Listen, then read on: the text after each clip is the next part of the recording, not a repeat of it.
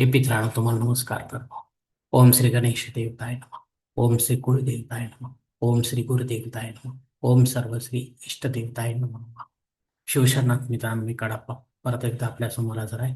माझ्या धर्मकर्म चॅनलमध्ये आपले सहर्ष स्वागत करीत आहे. मित्रांनो पंचांगाच्या आता आपल्या समोर सादर करीत आहे. मित्रांनो आज गुरुवार दिनांक 25 जून 2026, शालिवान शके 1948, संवत्सर पराभव, अयन दक्षिण, ऋतू वर्षा, मास निज ज्येष्ठ, पक्ष शुक्ल, तिथी मित्रांनो आजची एकादशी तिथी आहे. रात्री 8:10 द्वादशी तिथीला सुरुवात होईल. वार गुरुवार आहे. नक्षत्र मित्रांनो स्वाती नक्षत्र आहे. सायंकाळी 4:29 विशाखा नक्षत्राला सुरुवात होईल. योग मित्रांनो शिवयोग आहे. सकाळी 10:54 सिद्ध योगाला सुरुवात होईल. करण मित्रांनो वनिस्करण आहे. सकाळी 7:09 विष्टीकरणाला सुरुवात होईल आणि रात्री 8:10 बहुकरणाला सुरुवात होईल. प्रमुख ग्रहांची राशी स्थिती पहाटे 5:30 वाजता अशी असणार आहे. सूर्य मिथुन राशीत असेल, चंद्र तुळ राशीत, गुरु कर्क राशीत, तर शनिदेव मीन राशीत असणार आहे. मित्रांनो सध्या चंद्र राशीनुसार कुंभ, मीन व मेष या 3 राशींना साडेसाती सुरू आहे. या राशींच्या जातकांना साडेसातीचा त्रास होत असेल तर त्यांनी कृपया आपल्या जवळच्या ज्योतिषाकडे जावे आणि आपल्या जन्मकुंडलीमधील शनिदेवतेची पोझिशन तपासून पाहावी. ती जर अशुभ स्थितीत असेल तर आपल्याला शनिदेवतेची धार्मिक सेवा करावी लागणार आहे. अन्यथा अशी सेवा करण्याची गरज राहणार नाही. मुंबई भागातील सूर्योदयास्त याप्रमाणे आहे. सूर्योदय सकाळी 6:04 असेल तर सूर्यास्त सायंकाळी 7:18 असणार आहे. मित्रांनो या पंचांगाच्या आधारे आपण आता आजच्या पूजेसाठी लागणारा संकल्प सोडणार आहोत. तेव्हा आपण आपल्या उजव्या हाताच्या तळहातावर एक पळी पाणी, थोडे अक्षर, एक फुल व फुलाची पाकळी घ्या आणि हा छोटासा संकल्प जो आहे तो म्हणायला सुरुवात करा. मित्रांनो हरोम शिव शिव शंभू राज्ञे प्रवर्तमान सत्य ब्रह्म जिते परावे श्वेतवराह कल्पे वैवस्वत मन्वंतरे कलियुगे प्रथम पादे जम्बूद्वीपे भरतवर्षी भरतखंडे मेरो दक्षिण दिग्भागे महाराष्ट्र देशे व्यावहारिक चांद्रमाने शालिवान शके 1948 प्रभादे षष्टी संवत्सरामध्ये पराभव नाम संसदे दक्षिणायने वर्षा ऋतू निज ज्येष्ठ मासे शुक्ल पक्षी बृहस्पती वासरे स्वाती नक्षत्रे शिवयोगे वनिस करणे सकाळी 7:09 विष्टीकरणाला सुरुवात होईल.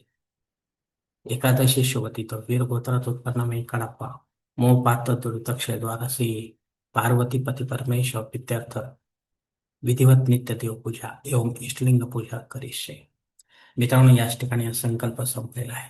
तेव्हा आपण आपल्या उजव्या हाताच्या तळहातावर संकल्पाचे पाणी जे आहे ते जवळच्या निर्मलाच्या तामणात सोडून द्या. या संकल्पाची वेळ मर्यादा सकाळी 7:09 आहे आणि दुसरी वेळ जी आहे ती सकाळी 10:54 आहे. या वेळेनंतरही आपल्याला संकल्प सोडायचा असेल कुठल्याही धार्मिकतेच्या संपन्नतेसाठी तर कृपा करून आपण वरील बदललेल्या पंचांगाचा आधार घ्यायचा आहे. नवीन संकल्प तयार करायचा, संकल्प करत असलेल्या आपण धार्मिकतेचा उल्लेख अवश्य करायचा आहे. तेव्हाच आपली धार्मिक सेवा संबंधित देवतांपर्यंत पोहोचेल आणि त्यांचे आशीर्वाद आपल्यापर्यंत पोहोचतील. आपले जीवन अधिक सुखमय बनेल.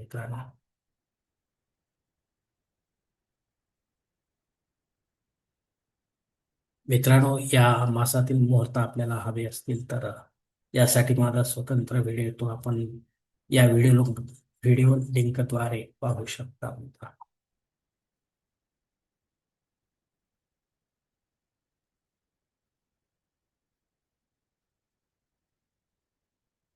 मित्रांनो आता पंचांगात इतर काही महत्वाची जी माहिती ती आता आपण पाहणार आहोत.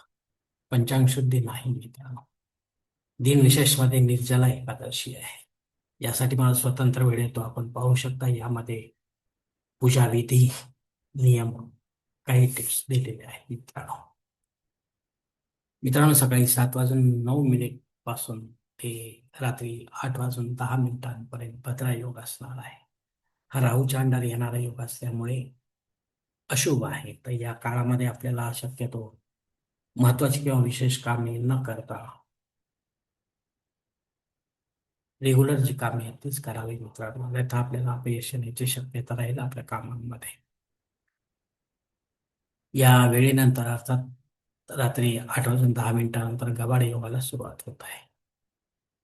हा योग देखील चांगला आहे मित्रांनो, शुभ आहे. लहान बाळाच्या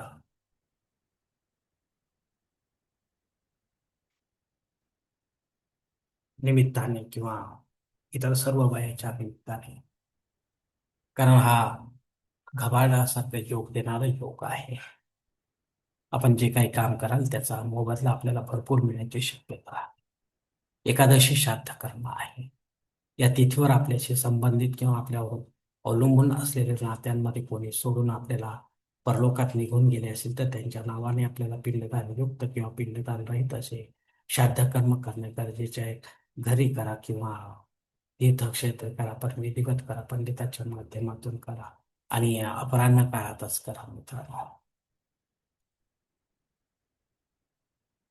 मित्रांनो, जी आजची निर्जला एकादशी आहे, या व्रताचे जर आचरण आपण केले तर आपणास 12 एकादशी केल्याचे फळ प्राप्त होणार आहे. तेव्हा आपण आपल्या यथाशक्तीने सोने, साखर व जलकुंभ विधिवत सत्पात्री दान करावे, असे आपल्या